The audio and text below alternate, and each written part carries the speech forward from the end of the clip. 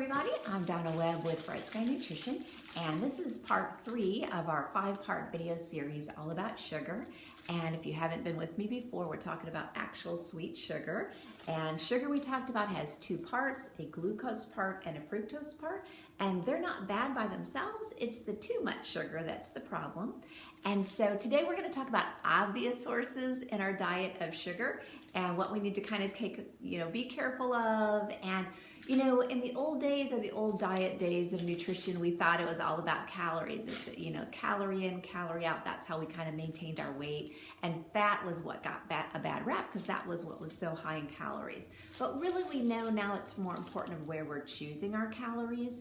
And so we might think, once in a while, I'm not going to eat lunch, so I'm just going to have this great big honey bun that's full of 27 grams of sugar. Or we might think, I'm going to grab these cupcakes. This might be something. So which would you think even has more sugar in it? You might be surprised to know that it's these cupcakes that are up to 36 grams. These cupcakes have 9 grams more of sugar than this honey buns. And so really it adds up really quickly.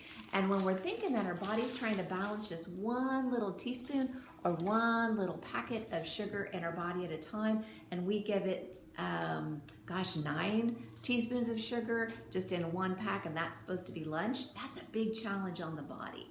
And so the other thing I want to mention is people often ask me, what about fruit? Fruit has sugar, I shouldn't eat sugar. The cool part about fruit is that fruit also has fiber in it, and fiber helps to kind of buffer that sugar a little bit. Some of that sugar even holds on to some of the fiber and doesn't even go into our system.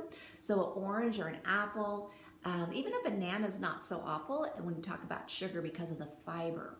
When we remove the fiber and we create juice, so that's basically what juice is. It's the removing the fiber, and now all I really have is sugar water.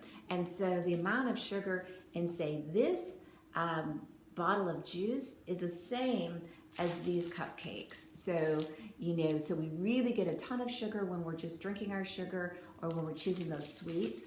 So I would challenge you to kind of start to move those kinds of foods out of your diet. And in part 5, we're going to talk about how to do that. So come back for week 4 when we talk about the hidden sources of sugar, which are really contributing to us to the too much sugar that we're dealing with.